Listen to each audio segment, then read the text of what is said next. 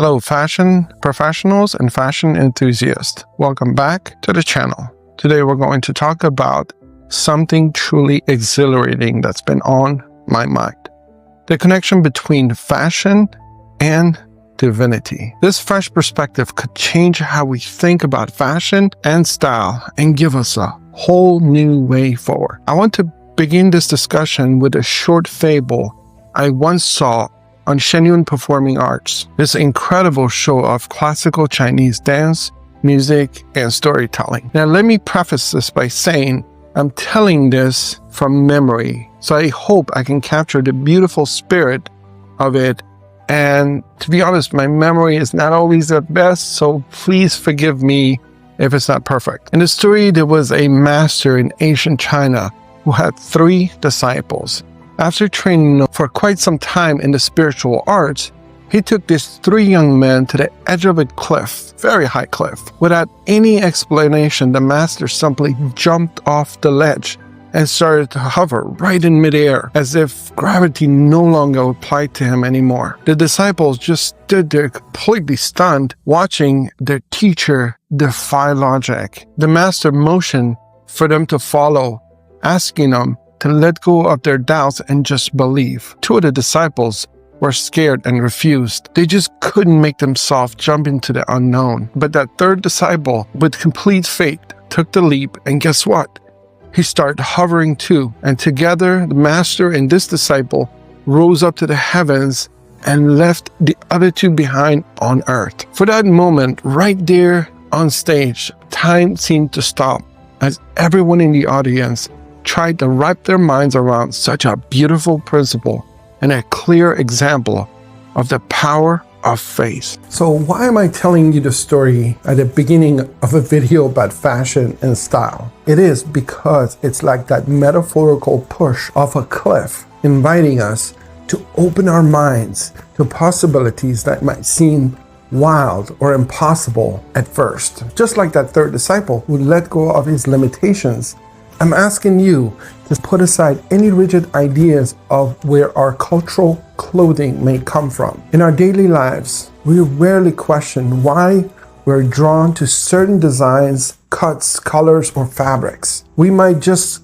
chalk it up to trends or personal preference. But have you ever stopped to think what is something deeper, maybe even something celestial, has shaped the outfits we wear during festivals, ceremonies, and cultural traditions all around the world? To explore this idea, let's journey through several cultures, all with legends of divine or semi-divine figures who are shown wearing distinctive clothing. Could it be that these stories, murals, statues, and traditions have quietly guided our fashion choices for centuries? As Shakespeare so perfectly puts it in Hamlet, there are more things in heaven and earth, Horatio, than are dreamt of in your philosophy. Maybe there are more reasons behind our clothing choices than we ever imagined before.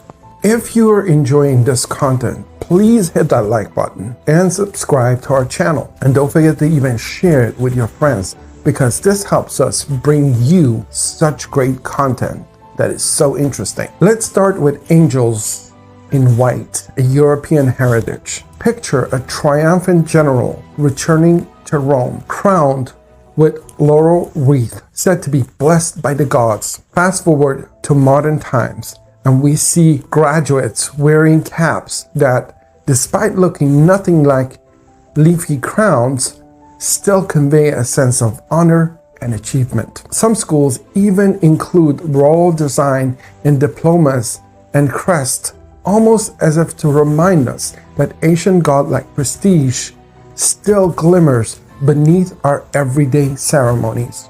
Look at the royal courts of medieval Europe, where kings like Louis XIV draped themselves in lavish robes embroidered with biblical or mythical motifs. They did this to declare that their authority wasn't just political, it was God-given. Today we trade those robes for sleek suits and ties, yet the emphasis on a straight-back dignity and polished poise may echo that same lofty idea. Attire as a statement of elevated status, as though each well-tailored jacket holds a whisper of royalty. Then there is the wedding veil, where roots in medieval Christian traditions.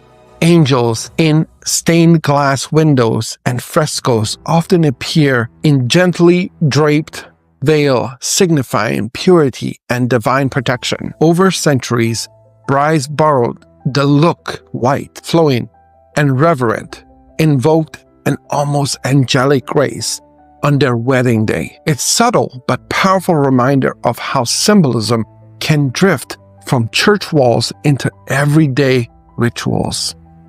It wasn't just the immortals who wore their link to the heavens on their sleeves. Chinese emperors, specifically during the Tang Dynasty and Song, embraced Taoism as part of their divine mandate. Court painters showed rulers alongside sage-like Taoist figures, both robed in vivid fabrics and elaborate embroidery. Over time, as imperial edicts, refined dress codes, symbols like dragons and phoenixes worked their way into clothing of nobility and beyond, quietly blending religious reverence with statecraft. Taoist priests, meanwhile, took a different route, donning ritual robes inscribing with yin-yang and bagua symbols that conveyed cosmic balance. Even if these people never wore the priest's sacred patterns, they still adopted pieces of this mystical imagery for special ceremonies or festive attire, sprinkling a hint of that Taoist cosmology into wider cultural life. Again and again, across centuries and continents, we find clothes that hint something higher, something beyond fabrics and threads. Perhaps it's just clever design, or maybe, just maybe, it's a faint echo of celestial influence woven into the tapestry of our lives. Now let's look at golden Buddhas and saffron robes. Imagine a young monk long ago wearing simple robe dyed with saffron or turmeric. He has given up material excess for spiritual enlightenment, a choice reflected in those subtle yet striking colors. Centuries later, saffron remains a sacred hue in Indian culture, often reserved for festival garments or religious shawls. Though everyday life has changed tremendously since those early monastic days, the enduring reverence for saffron points back to that quiet, renunciatory idea passed down from Buddhist time. Now shift your gaze to the ancient murals of Ajanta and Ellora caves, where celestial maidens, Apsara, in Buddhist and Hindu texts, dance gracefully in flowing robes and ornate jewelry. Their movements and attire capture sublime fusion of earth and heaven, a theme echoed in classical Indian dance forms. When traditional dancers wear bright silks and cascading scarves, it's not just spectacle, it's a subtle reminder of centuries-old vision where divine beings move just beyond our mortal reach. Even the iconic sari, one of the oldest garments still widely used today, has roots traced to Indus Valley civilizations and appears in countless depictions of goddesses and bodhisattvas. Today's saris can be luxurious with brilliant gold threads, zari work, and colors that practically glow. Some might see these intricate drapes as mere cultural heritage, while others sense a deeper link, a nod to the kind of celestial splendor once attributed to higher realms. Either way, it's hard to deny the timeless sense of grace and sacredness woven into every fold. Moving to Chinese heritage, imagine stepping into an ancient temple adorned with murals of the 8 immortals, each depicted in light flowing robes embroidered with cloud and crane motifs. These Taoist figures, believed to dwell between heaven and earth, set the tone for centuries of Chinese artistry. Over time, this ethereal look found its way into everyday fashion. Think of traditional hanfu with its wide, graceful sleeves. While it certainly has practical roots, warmth, status, style, there is no denying a lingering sense of something loftier in those swaying silhouettes, like a gentle nod to the freedom of immortal life. Now, let's look at black gods in red robes. In southwestern Nigeria, the Yoruba people deeply revere Shango, who rules thunder, lightning, and fire. His realm is marked by the color red, a powerful symbol of his blazing energy. During festivals, dancers and drummers move in a sea of red cloth and red beads, channeling the vitality of their fiery deity. At first glance, you might think it's just striking fashion, but look a little closer. Red here holds a centuries-old spiritual charge woven into every thread of West African cultural identity. Modern styles across the region frequently use the same bold hue, suggesting that Shango's presence might still influence the choices people make when dressing for special occasions. Further east among the Maasai of Kenya and Tanzania, another vibrant tradition thrives, this time through elaborate beadwork. Yes, the Maasai are famous for their red shuka, but their beaded collars, bracelets, and necklaces carry an even richer tapestry and meaning. White beads might symbolize purity and health. Blues evoke water and sky, creating a vital link between the earth and the celestial. During ceremonies, these colorful patterns wrap participants in a visual harmony that reflects both immediate community life and the broader cosmic order. Even in modern globalized version of Maasai fashion, those ancient color codes remain a reminder that what we wear can connect us not just to our ancestors, but perhaps also to something more ethereal, some grand design that's still unfolding beneath our everyday choices. So why do we gravitate toward certain designs? And is it mere coincidence that around the world, people of different diverse backgrounds find themselves experiencing similar origins of their cultural heritage? And if you believe in any of these spiritual practices mentioned here, there are no coincidences, and this was all an arrangement by the divine who passed down and directed human culture to develop according to their will. Looking at all these examples, white-robed angels, golden Buddhas in saffron robes, Taoist sages in flowing gowns, black gods in vibrant reds, it raises an interesting question. Do these cultural myths influence our fashion sense and heritage more than we realize? Today we celebrate traditional clothing worldwide with ceremonies, festivals, and official gatherings that showcase colorful garments. Is there an echo of something beyond our earthly realm in these designs? Could the reason we keep coming back to them generation after generation be that they speak to an ancient, almost genetic memory of the time when perhaps humans and divine figures lived closer together? And often when we perform ceremonies, typically involving some sort of a dance, are we trying to mimic and replay heavenly scenes? We should acknowledge the straightforward historical explanations for all these traditions. Trade routes that brought certain dyes, climate needs that influence garments, social structures that determined who wore what. Yet, as Socrates famously said, wisdom begins in wonder. Maybe, in that sense, the wonder of a celestial influence doesn't have to replace the practical explanations. It can exist alongside them, inviting us to see more than what's obvious. Let's talk about myth, DNA, and cultural identity.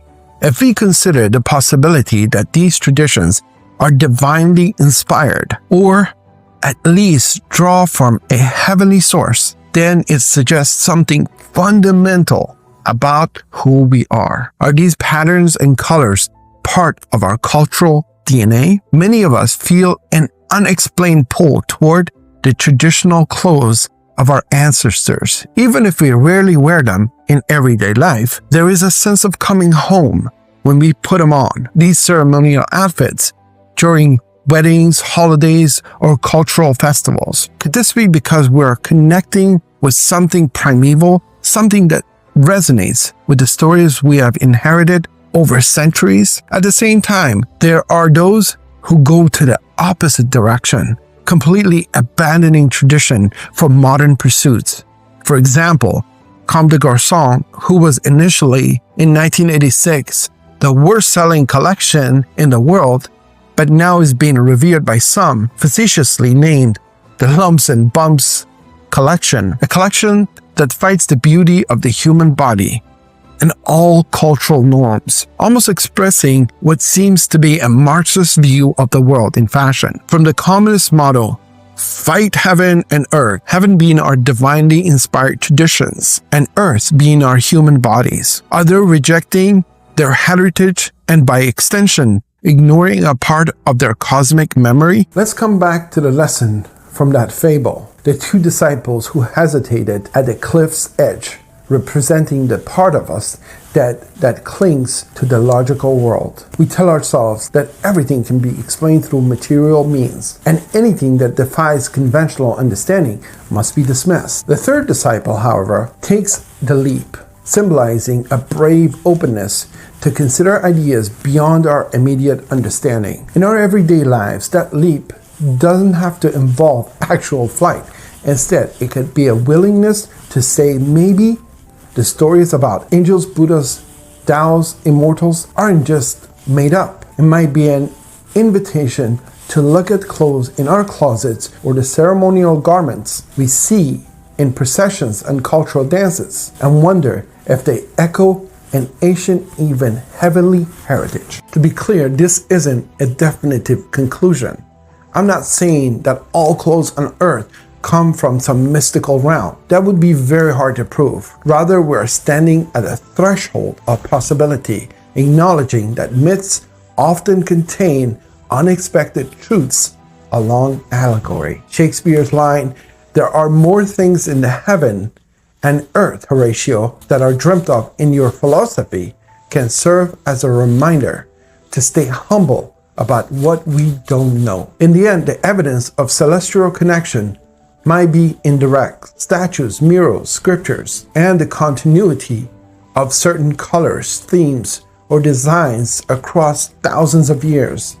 Yet the fact that these motifs persist, stirring something in our hearts, is itself noteworthy. As time goes on, many trends come and go, but the core traditional attire finds its place in modern fashion, even if adapted for a new context. So here's a final thought. Whether you side with skepticism like the two disciples who refused to jump, or lean toward the bold faith of the disciple who did, the conversation itself can be enriching. After all, our world thrives on curiosity, and fashion at its best is an expression of creativity and identity. If there is even the slightest possibility that our cultural attire connects back to heavenly prototypes, that idea alone can inspire us to celebrate our diverse traditions with renewed respect. That's all I have prepared for you guys today. If this resonates with you, please hit that like button